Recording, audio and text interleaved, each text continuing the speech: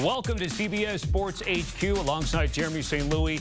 I'm Tommy Train with you on this Monday. Week 0, Jeremy, done and dusted in college football. You know I'm a betting man. I know you are, yeah. Dogs were barking on Saturday. Underdogs 4-0 against the spread. And you got a baby on the way, so you got to make some money. You got to get that college fund, get that good base started. I'm not even thinking that far. I'm just trying to get the nursery done, crib and dresser, that kind of thing, you know? Survive all of that, yes. It is a season of change for college football as we enter this new playoff era. Of course, we have a dozen teams that are going to be playing for a national championship after this regular season ends. And you know, we love to do predictions and we love to you know, hypothesize about what could possibly happen. And a guy who's on top of all of that is Josh Pate.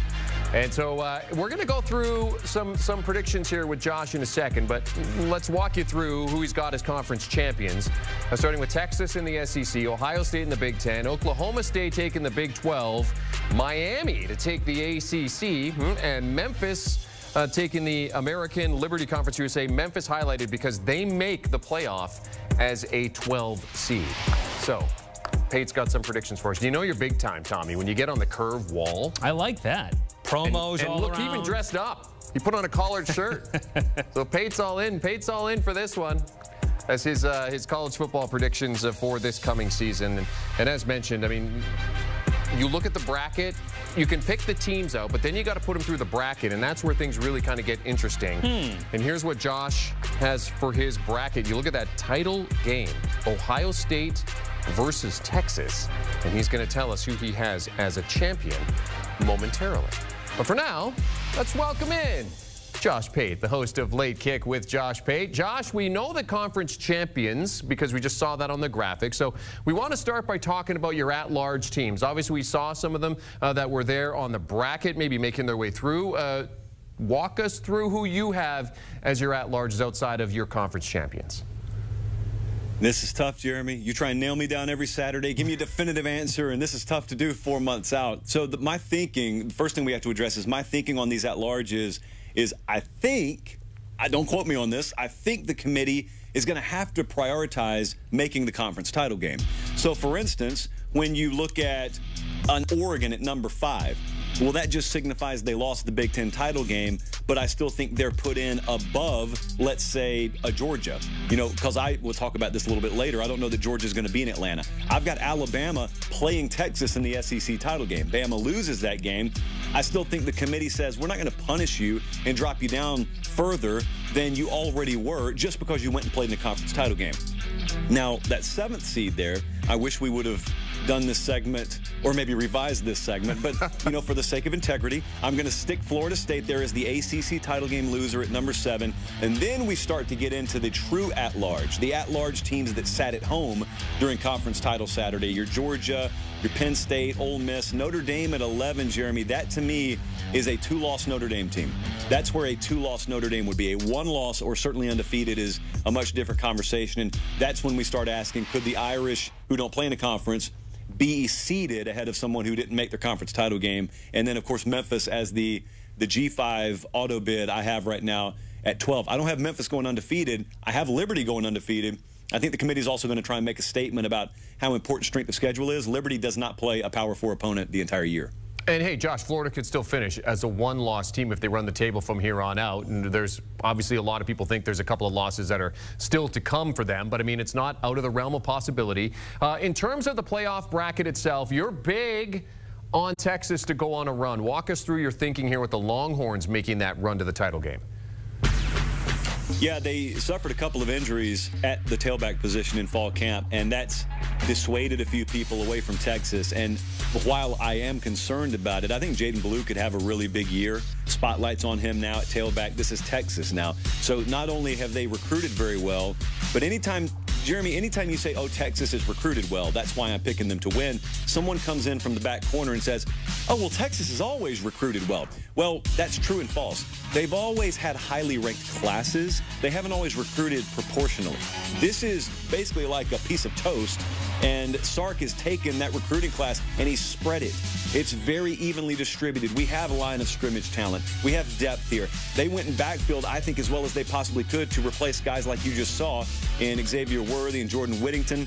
So I think that if you get the requisite, bump up in production from Quinn Ewers this year, I think they'll be right there. And defensively, I think in the aggregate, they may not have the run stuffers like they had on the interior last year, but I think they'll be there. And thirdly, Jeremy, the schedule is very workable. They get OU in Dallas like they do every year. Georgia comes to Austin. I'm not sure from a schedule maker's perspective how much better they could have asked for, especially when you consider what Oklahoma has to face this year in comparison. So I've got them going to Atlanta. I've got them winning it. And then you and I could probably sit here for the entire month of December and take calls from SEC fans who said it would never happen.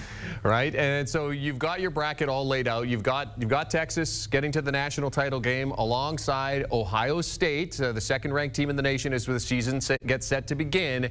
So, Josh, give us your pick to win the national championship this year as we sit here now at the end of August with week 1 about to come.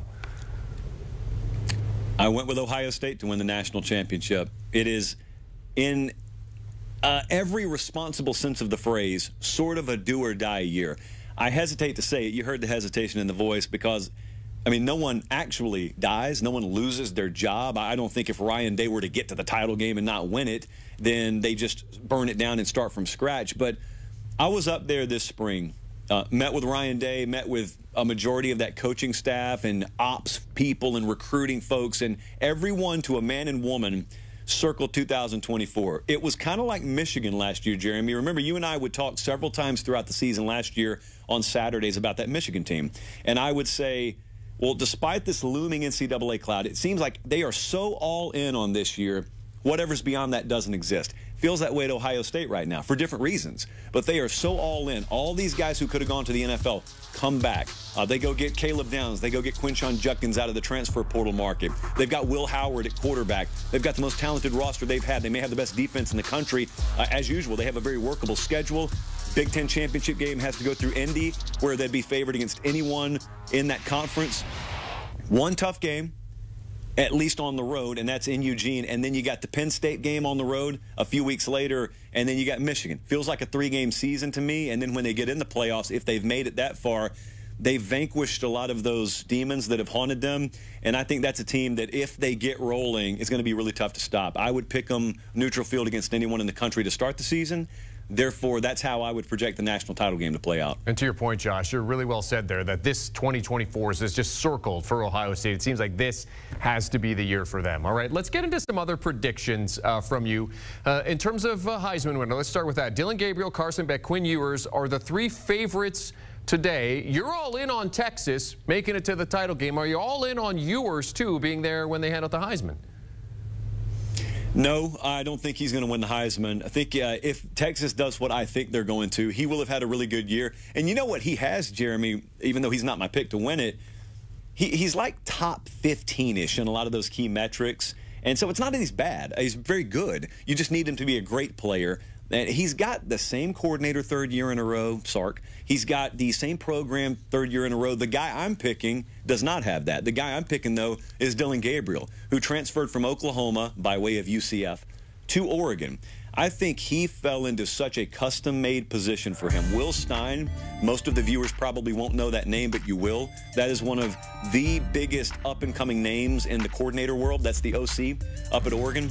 And when they lost Kenny Dillingham to Arizona State, Lanning made a very crucial hire to go and get him. And not a lot of people lauded it, but they should have. So you've got that. You got probably the best 1-2 combo out wide at wide receiver. You've got an all-conference caliber tight end. Oregon's always going to have you a really good offensive line and run the ball, and they'll play pretty good defense as well. I think Dillon Gabriel got put in a perfect position.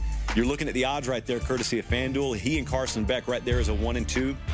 Neither one would surprise me, but I'd roll with Dillon Gabriel right now. And the total wild card would be a guy like Noah Fafita, down at Arizona. A guy that could just, Avery Johnson as well at Kansas State, could just come out of nowhere and light the world on fire in the Big 12 and make a run. But give me Dillon Gabriel at Oregon.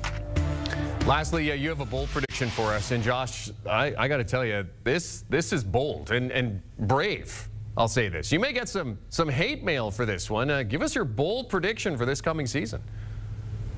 You know, my home address is in the state of Georgia, too, so it makes it doubly dangerous, what I'm about to say. So, Jeremy, it's going to sound hypocritical. If I were to give you my power ratings right now, I'd have Georgia as the #1 team in the country. I'd have Georgia, therefore, as the #1 team in the SEC. But my bold prediction is actually they don't even go to the SEC championship game. So someone would listen to that and say, well, you're lying one way or another. You either don't believe that prediction or you don't believe they're the #1 team in the SEC. Well, no, I believe both of those things. Here's the difference. There are some people who look at Georgia and think it's Georgia, then there's a gap between them and the field in the SEC. I don't believe that. I believe those teams, Georgia, Texas, Alabama, even Ole Miss, I think there's a lot of bottlenecking at the very, very top of the SEC. And so Georgia's the one that has to go to Alabama. Georgia's the one who has to go to Texas. Georgia's the one who has to go to Ole Miss. They play 5 of my 6 21 or better teams in the country, and 5 of the 6 are away from Athens. So Clemson's part of that, by the way. They're favored by 2 touchdowns. They'll play Florida in Jacksonville. They'll be heavily favored.